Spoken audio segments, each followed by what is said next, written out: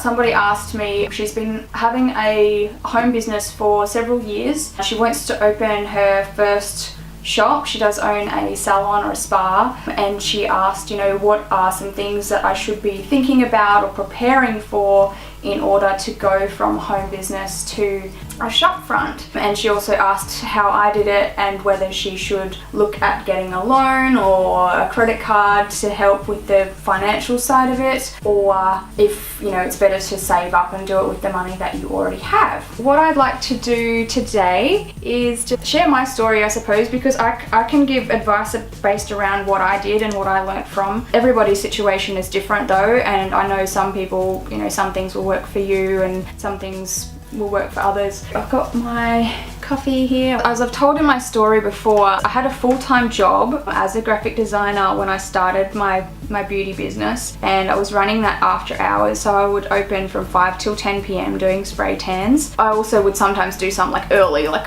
6 a.m. or something, because people were always trying to book in with me, and I would just book them around my day job, my work, and I would sit there and try and take bookings sneakily while I was at my day job at work. I did like that job, but it got to the point where I wasn't growing in it anymore, so I kind of, you know, I wanted my own thing, and that's the reason why I started the business in the first place. I've always done things, I guess, kind of safely with my money. I'm quite good with it, I suppose. I don't just go and do things without thinking it through or having a plan for it, or spending money when I know that I may not have enough. I've actually never personally owned a credit card. I kind of made myself a promise when I was younger that I didn't want one, and that I wanted to do everything with money that I'd made or earned. So I have had a couple of loans when I've needed that, but I've never actually taken out like a business loan or had a credit card. So everything that I've done, I've made sure that I've made the money first to do the thing that I want to do. I guess that was just what my parents taught me to do. When my home business was making more money than I was getting paid in a week at my day job, I think I was getting paid maybe about $600 a week. My spray tanning business was bringing in around $1,000 a week, or slightly less than that, consistently for a couple of months. Then I was just like, okay, well,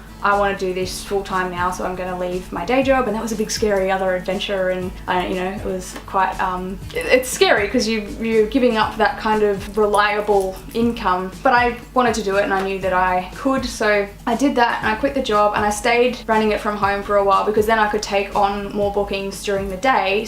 And then I started thinking about opening a shop because I think I got to the point where I realized that I couldn't easily separate my home and my business life, and sometimes people would, like, they'd find me online or on the website and they'd like rock up to the house like to make an appointment, and even though I'd said like, you know, open by appointment kind of thing because it was in my house, and I don't know, I felt like I just didn't like that very much, and I just always liked the idea of having a shop. And I think once I got the idea in my head, once I get the idea in my head that I want something, I'll do it. And I didn't know anything about opening a shop. Honestly, I hadn't researched it. My whole way of doing things is always just to figure things out as I go. I've always done that. I learn the hard way, but I like it because it forces me to learn. I'd rather jump in and try something, and if it fails, just realize that it didn't work and try again. I don't overthink things.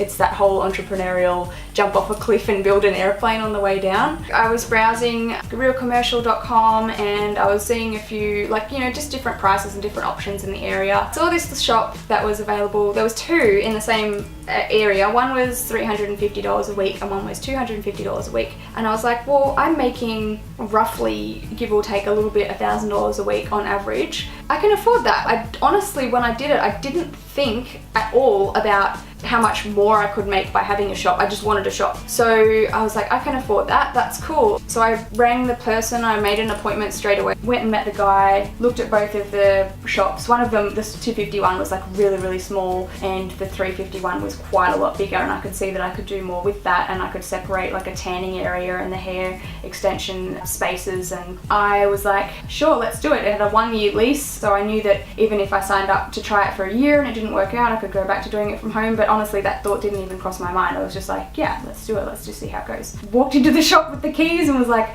now what? So I didn't actually think through anything in regards to the furniture or the fit out or anything. I just do things and figure it out as I go. So then I thought, okay, now I need furniture. I tried to do everything, I suppose, as cheaply as possible to start with, because I didn't want to get myself into debt. All of the furniture and stuff that I got, I kind of did it in stages, bit by bit. I didn't get all of it all at once. I just started with what I needed. So I took the stuff that I had at home into the shop. And then I realized as I went, like, oh, I could probably use something extra here, or oh, it would be better if I had a shelf here, or I'll need a front counter, what do I do with that? So most of the furniture I actually got from a combination of IKEA, Fantastic Furniture, which in Australia is like a cheap furniture store, I suppose, and Kmart for like the decorations and whatnot. For room dividers, instead of building walls, I used bookshelves, so I could face some of them facing the customers and put products on them, and some of them facing the back wall or the dock room.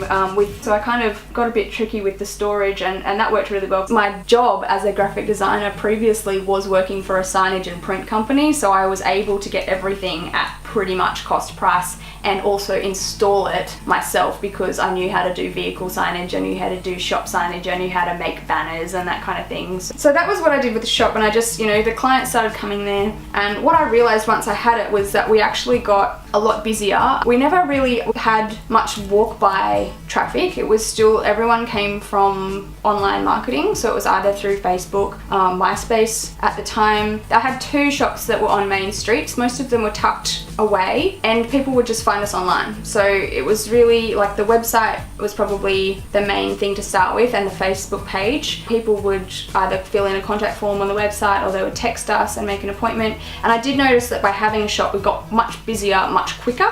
You can have a really professional, successful home business as well. I personally found that by having the shops, the business exploded a bit quicker because people saw it as more professional, but both ways made money. So, and then when I had the first shop, a customer actually came in to get her hair done, and she said she was looking for a job, and she had just learned how to do hair extensions, and if I was looking for someone to work for me, like, she'd love to. So I thought, why not? Let's give it a go, let's hire her. And I did, and I trained her up, and she was really good at everything. And I trained her in spray tanning, and then that's how I first had my, you know, my first employee that could run things, and I didn't have to be there. And then I just kind of, as it got busier again, because I would focus my energy then on the online marketing and taking the bookings, I'd hire another person. And then when that shop got quite busy after about a year of having that one, then I started looking, once again, just jumped online. I was looking at Real Commercial, found another shop premises further in, closer to the city, and I thought, oh, that would be cool to have 2 shops. The other one's quite busy now. We get people traveling to us from in the city, so let's do it again, let's open another one. So that's what I did. Some of the shops I sold, and some of the shops I closed eventually, and then I sold the whole business. Extra benefits that I realized from having the salons was that I could separate my home and business life. So I was able to go to work and then come home and not have customers in my house anymore, so that was quite cool. When I eventually did go back to a home salon at the end of the business before I sold it for good, I had a separate, actually the room that I'm in now was the salon, it's separate to the house. It's now my office, and it's purpose built to be separate, entrance and everything like that, so that it was still separate. The other thing that I wanted to mention for people that are thinking about going from a home business to a shop, this was one thing that I suppose I did think about, but I didn't think through as much as I probably should have, and I had to learn this as I go, that all of the extra expenses that come with opening a salon or a shop, you know, you've got double the internet to pay. You have to connect phone, the internet, extra power, extra water, extra insurance, all of the extra stuff. So if you are at a home, I suppose, business at the moment, like, all of the expenses are going through your home. So when you are opening a shop, you have double the amount of expenses like that. One of the biggest tips that I'll give you is just think that through to start with, because that's something that I didn't think through when I started, and I had to figure it out and went, oh, that's right. So I kind of did everything super cheap to start with, and then as it built on, I added to it. But it was really cool. I really enjoyed having the salons.